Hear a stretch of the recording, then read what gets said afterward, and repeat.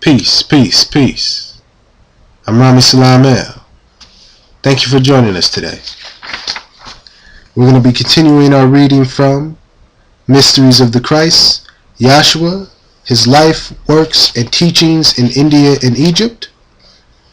Today we will read Chapter 3, The Life and Works of Yehoshua at the age of 10 years. The great feast of Jews was on, and Joseph, Mary, and their son, and many of their kin, went to Jerusalem. The child was 10 years old. And Yehoshua watched the butchers kill the lambs and birds, and burn them on the altar in the name of Allah. His tender heart was shocked at the display of cruelty. He asked the serving priest, "What is the purpose of this slaughter of the beasts and birds? Why do you burn their flesh before Allah?" The priest replied, "This is our sacrifice for sin. Allah has commanded us to do these things, and said that in sacrifices all our sins are blotted out." And Yehoshua said, "Will you be kind enough to tell when Allah proclaimed that sins are blotted out by a sacrifice of any kind? Did not David say that Allah requires not a sacrifice for sin, that it is sin itself to bring before his face burnt offerings for sin? Did not Isaiah say the same?"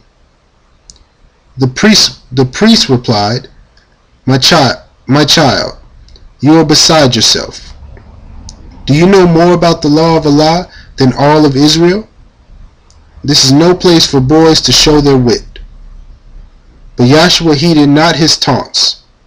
He went at once to Hillel and said to him, "Rabboni, I would like to talk with you.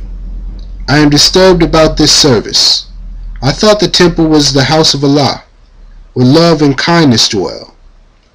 Do you not hear the bleating of those lambs, the pleading of those doves that men are killing over there? Do you not smell the awful stench of burning flesh? Can you be kind and just and still be filled with cruelty? And Allah that takes delight in burning flesh and blood is not Allah of love. He is not my Father. I want to find the Allah of love, and you, my master, you are wise, and surely you can tell me where to find the Allah of love." But Hillel could not give an answer to the child. His heart was stirred with sympathy. He called the child to him. He laid his hand upon his head and wept. He said, "There is an Allah of love, and you shall come with me, and hand in hand we will go forth and find Allah of love." And Yehoshua said, "Why need we go? I thought Allah was everywhere.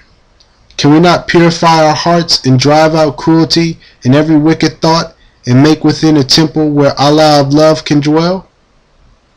The master of great courts felt as though he was himself a child, and that before him stood the master of all the laws. And he said within himself, "This child is surely a prophet sent of Allah."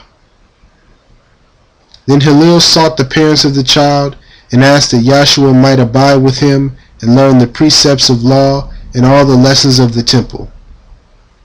His parents gave consent, and Yehoshua did abide in the temple every day. And every day the master learned from Yehoshua many lessons of higher life.